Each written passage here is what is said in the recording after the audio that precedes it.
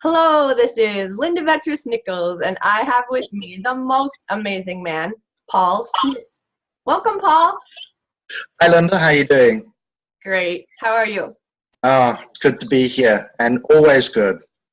It's always fun to talk with you, Thank you. especially around the topic of neurological addiction. And before we get into that, I would love for you to share your story of transformation. Like even from when you were 13 and you were out on the streets. Tell us a little bit about your story. Well, at the age of 13, I was a little bit of a loose cannon. I wasn't interested in education or school. So I took it on my own to kind of venture into the world and had an older friend that introduced me to marijuana, which I enjoyed so much. And walked out into the streets and started spending a lot of time outside of the home, which eventually led me to making some very bad choices and running away to a city where I was literally living on the streets with other drug addicts. And that was the start of a very long story because it took me to many different levels of awareness regarding the world from a young point of view. I spent close on 2 years in a city on my own, living on the streets with drug addicts. Wow. Very few of those people are alive today. In fact, I think there's one. So out of the group of people that were there, it was a very extreme environment. And after 2 years, went back home. Tried to adjust my life, and my parents enrolled me into the army, and I spent 2 years in the army, and from there started living life a little differently, but always kept the addiction. I stayed with that addiction throughout my life, and eventually met a young lady and married, and we had our first child. Which was a very long and difficult relationship. And it led to a divorce, which means I spent 20 years in that relationship trying to make it work, but at the same time being an addict. And I'm not talking a difficult addict that was running around like a loose cannon. I'm talking about someone that was self-medicating from home after hours and just trying to escape from my feelings. Okay. After a while, 11 years after having my son, a daughter was born. I kept up that practice even through my professional career of working out there in the world.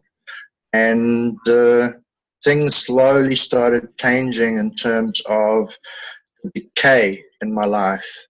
And when I say decay, I started feeling powerless. I was depressed. Things seemed to be toxic around me. Work wasn't going as well as it should. I was in and out of jobs, and I was still self-medicating every single day. Okay. And one of the mornings came along where I woke up in the morning and I was feeling as drained as I normally do, moseyed on through to the kitchen to grab a cup of coffee.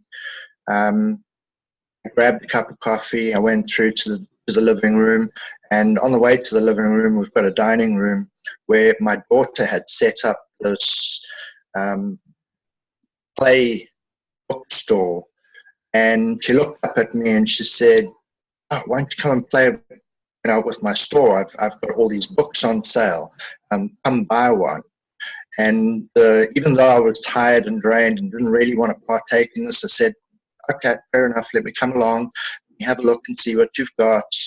And she showed me all the books on the table, and she said, "Which one would you like?" And I pointed out to one book, and she picked it up and she said, "You want this one?" And I said, "Yes. How much will it be?" And she said, 50 cents. So she proceeded to put that into a packet while I was rummaging in my pockets for change. I had 50 cents on me, gave it to her. And as she was passing the books to me, she grabbed me and put her hands on the side of my face and said, "This is important." And when she said that, I was kind of a little dumbstruck as to what she meant by it. And it was so close and intense that I said, "Thank you very much." And I walked off to the outside area where I could carry on having my cigarettes and the cup of coffee. And I thought to myself, because I always play around with numbers in my head, I thought to myself, okay, she sold it to me for 50 cents. Let me rummage to page 50 of the book. The book was The Power of Intention by Wayne Dyer. Oh, wow. And I went to page 50. And at the top of the page, there were 2 words. It said, "Be love." And there was a paragraph underneath that. I read the paragraph, and I couldn't understand the word of what was being described in that paragraph. And what struck me was, how could I not know what love is? In other words, be love. Why didn't I understand what the paragraph meant? So I spent a little bit of time exploring what this meant. I asked my wife's mother, because she was into that type of Wayne Dyer material, and said to her, "Can you explain it to me?" And she spent some time explaining to me what that meant. And so I explored it more, because the fascinating thing for me was not being able to understand what love really meant. I thought I had a grip on what love was, but ended up looking at this information and realizing I didn't know anything about what love was. There's a whole different explanation. So that led me into starting to explore this type of material. And for me, looking back, in other words, and it wasn't shortly after this experience that I started looking back at my daughter and how she presented that specific book to me.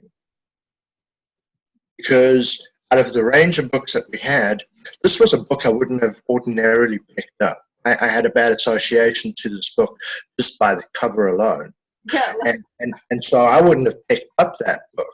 Yeah. And so when she gave it to me and said, "This is the one," I had a little something else going inside my head, like, "Oh Lord, it's that guy again," And actually, I couldn't have had 2 better words to kick off my awakening process, because I stuck to that. And as I started to explore more information, I started to see the world from a different point of view.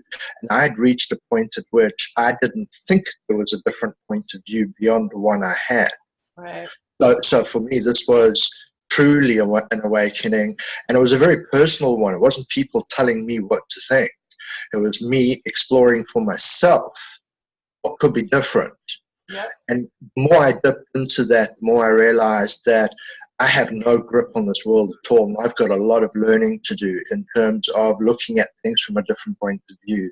So, to sort of put my life into a summary, every bad experience turned into a good experience, because the wisdom from the bad experiences, in contrast to a different way of looking at it, gave me the wisdom to be able to teach others. Mm-hmm. And that's big. Yeah, that's really big. And you do teach others. I love that.